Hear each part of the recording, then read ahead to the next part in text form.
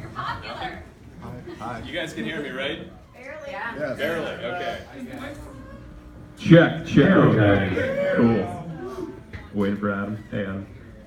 Right on. All right, what do you guys think?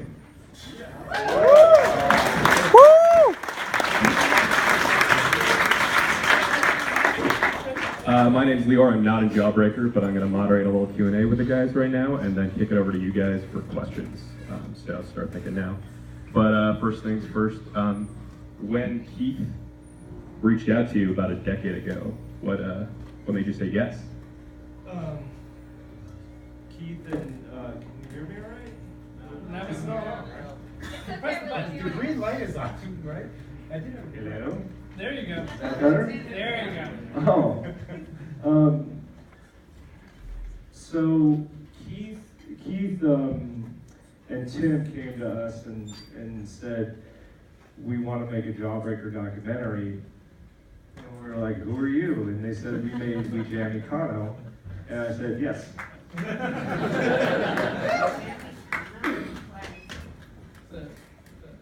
The Minutemen documentary. That was the answer. That was the answer for all you guys. Is that the answer you were looking for? Yeah, I mean, if that's the right answer. Look, I just want to talk about some fucked up shit in the scene. All right?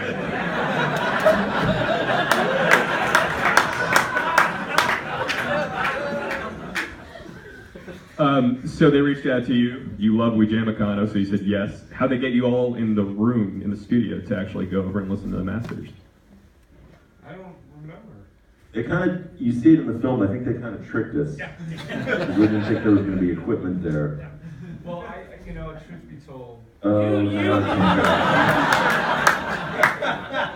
You did it. This is the shit in the scene I wanted to talk about. Fucking people selling each other out from within their own band. How?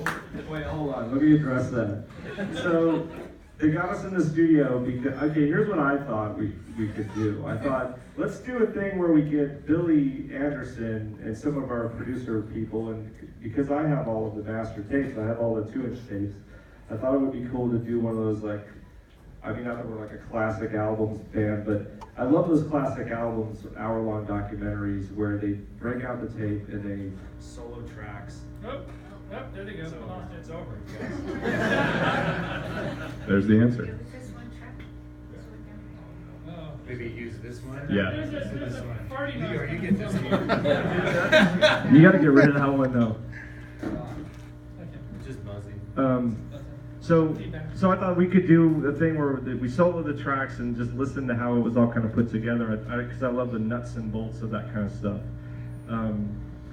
And secretly hoping that when these guys arrived, I was like, well, maybe we can get, Chris can show how he did, plays his bass, or Blake can show like certain things.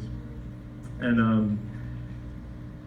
I never really thought that we were going to actually play together, but maybe hoping, but didn't really have any money on that. I wouldn't have bet my, pinky finger on it. But it happened when, after Blake was sort of like ambivalent about showing his own parts, he just we all got together in the back room and said, like, well, why don't we just show how it all works together, and that's how that happened.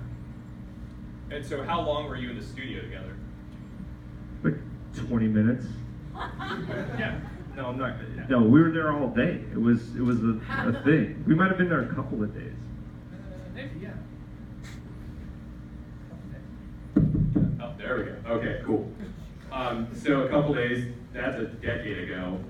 How involved were you in the process of the film actually, being screened here? Well, maybe not here specifically, but being finished. Back to Adam. What was it?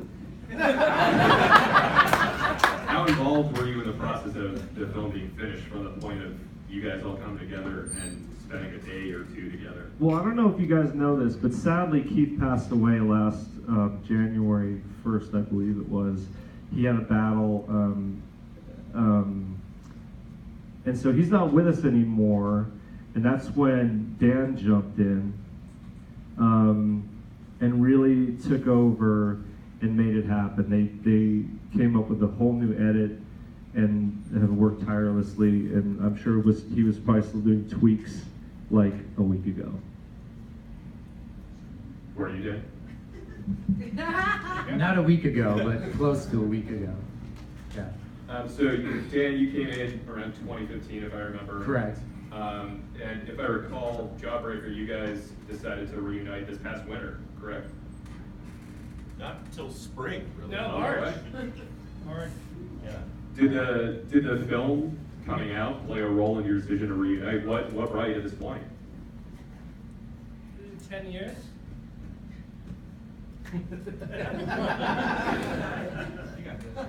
Yeah, no one else was doing it.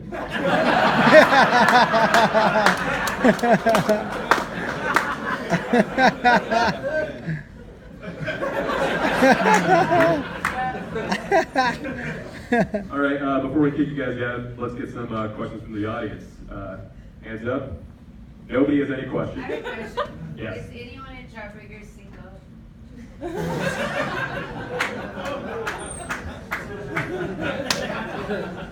Kind You of. are, but you're scared. You're the only one, and you're terrified to say it. I have family in Canada. Okay. All right, other questions? Yes.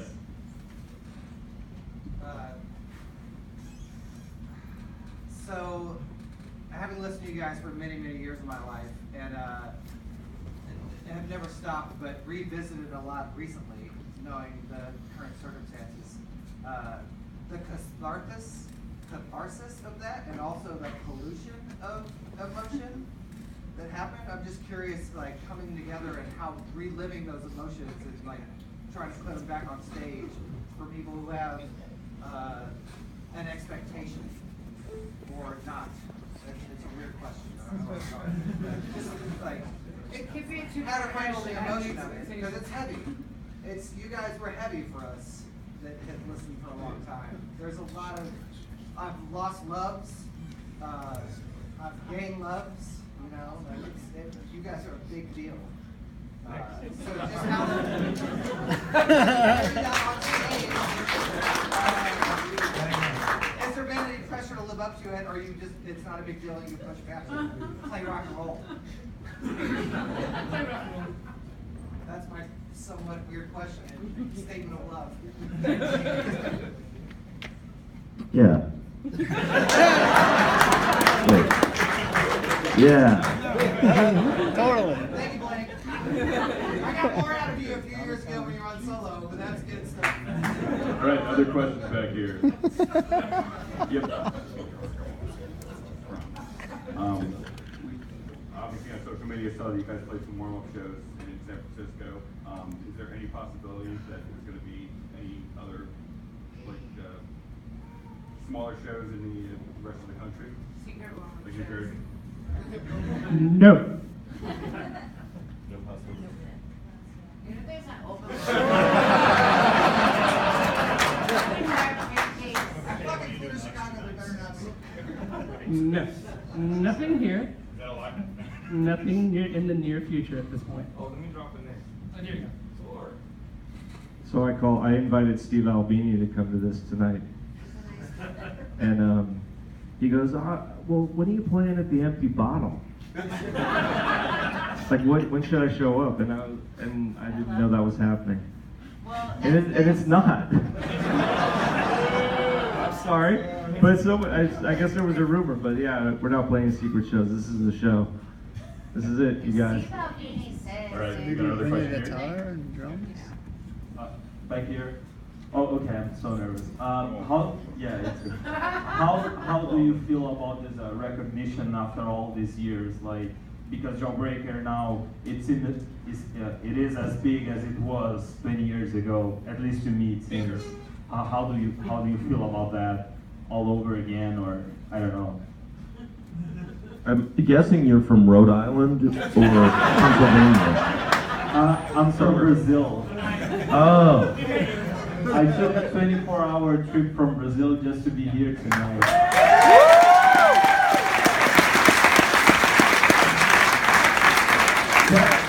That being said, I want to take a picture with you. I don't want to go home without it. But I had about a the 5-minute question, bike ride, Yes. What was the question? how do you feel about the recognition after all these years? Like, The recognition. That's Yeah, fucking so- great.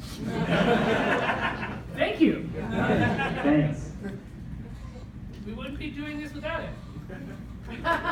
Yeah, it's nice to be brought back, you know, through an enduring passion for this band that people felt and shared with each other, and so the organic nature of this band has been a pleasure to watch. Painful when we had just broken up and began to become more popular in the aftermath, but now it's I think we all really like it. Obviously we're here doing this, so you know, the recognition feels good. So if everything had worked out with your deal, it would have been like a huge success. What was the potential lifespan of the band at that point, given all the turmoil? I don't think money was going to fix anything that was going on with us, or adulation, really. I think we had to go each into our lives and get better as people, so that we could, you know, find a peaceful way to play music again. I'm speaking for everyone, but it's been the consensus. I'll get back to you later. I had a question about basically if you could speak to the difference between you know, the role of an academic in dissecting social cultural artifacts versus being in a position where you're creating cultural artifacts. Wow. This is for you. Academic too. Yeah, that's right. Chris went further in postgraduate work than I did. You guys are both making cultural artifacts. I'm just playing rock and roll. That's really. I learned in graduate school. Okay, listen. Remember when? And I know you do. Do you remember when Pete? Oh, who's the poet? Gregory Corso claimed that all the rock stars really wanted to be poets. That the poet was the highest calling, and that Jim Morrison wished he was a poet. That's not true. Academics want to be musicians. Everybody wants to be a musician. So I would, whenever possible to create a cultural artifact, I hope to be at a place to do that. And dissecting them is fine, but that's far less interesting.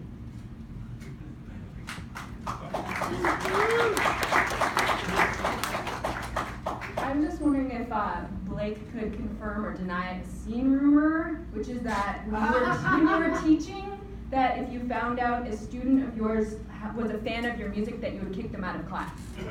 I heard that on numerous occasions. What, you read that? I heard that. It's been a buzz. That explains a lot about how much you can throw away. No, I was happy to find that none of my students knew anything about any of this music. And when they did, sometimes a curious person would find out that I was on Wikipedia, and they would begin a series of questions which I should quickly shut off till after the term. You know, and then we could talk about it happily, but we were there. We were there to study English, so yeah. Hello. Who are you guys looking forward to seeing most at Riot Fest?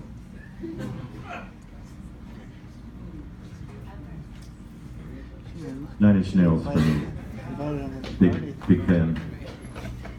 Trent was kind of my Jawbreaker back in the day, so I'm happy to see that in person. I've never seen them.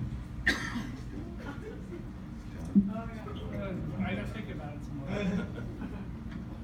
more. I'm happy to see Dinosaur playing my favorite Dinosaur record all the way through. What record did they play on there? Living all over. Oh, sweet. I'm pretty psyched to see the Buzzcock. I keep coming off as like the dumb one, right? They're all great bands. I think. I mean, I would go to. I don't go to festivals, and I would probably go to this.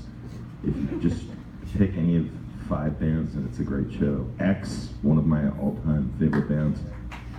I don't know. So This is only the second festival I've ever been to. Wow. What was the first?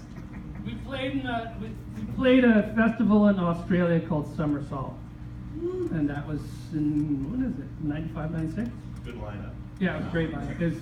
Yes, but I didn't watch any of the other bands though. I went and hunted down wombats and went to history museums. I didn't kill them. I fell in love with them. Yeah. Thanks for doing this in Chicago, of all places, first of all. And second of all, would you guys ever consider recording any new music under Jawbreaker? Good question. Jeff, we get songs. I think we'd love to. We just have. This has been like homework thus far because we started in the summer, learning our own songs again.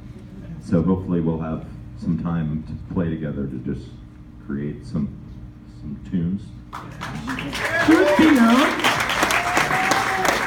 Secret. Both Blake and I actually had to look up guitar tabs online to figure out how to play some of the Jawbreaker songs.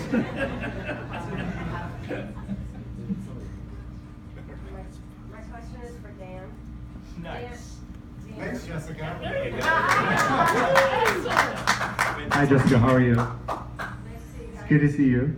How does it feel to, one, take on a project of a band with such a weighted cultural legacy for the scene that you personally came out and played music in, and also to make, basically a weighted private story public, and that you're basically picking this up from someone else. How did it feel?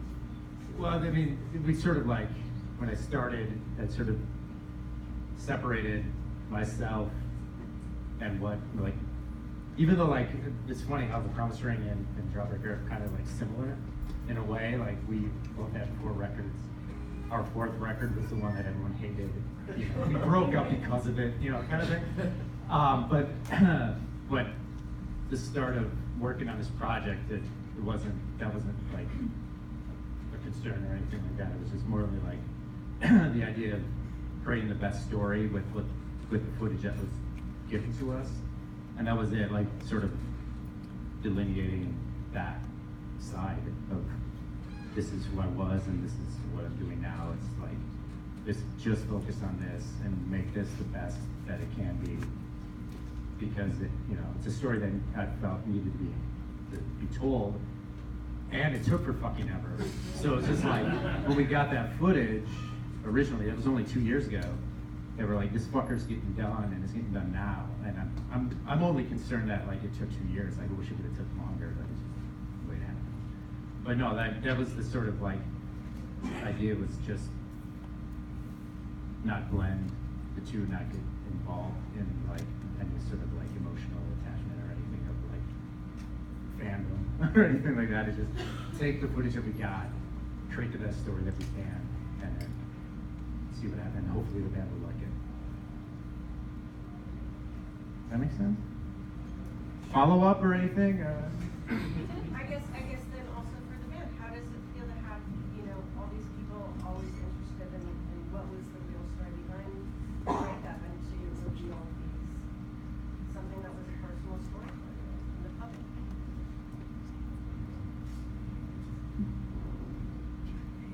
I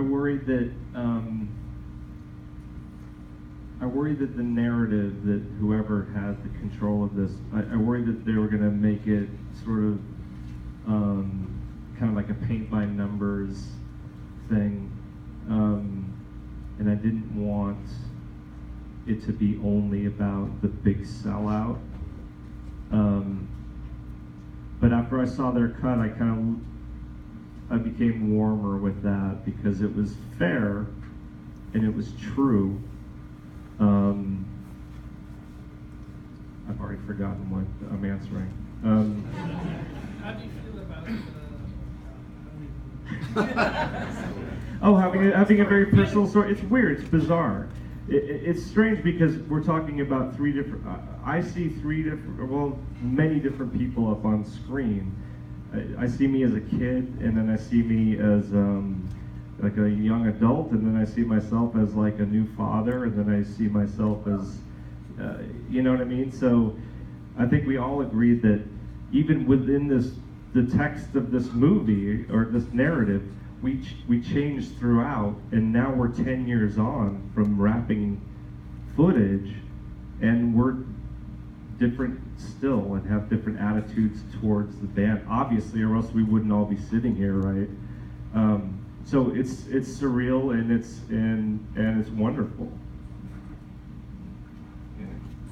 Oh, I just say, like, I mean, I think the 10-year difference for me is I disagree with myself in the movie completely. I'm a completely different person. I'm like, no, you got that wrong. You totally got that wrong. Yeah, different people up here than that, so it's strange. You guys can imagine. Yeah, but it's a good snapshot. That'll do it for the. Can I have one last We have to momentous we have to kick everyone out of here and get ready for the second Don't screen. you want to end on like a real question? Do we have time? Yeah, just for one One more question.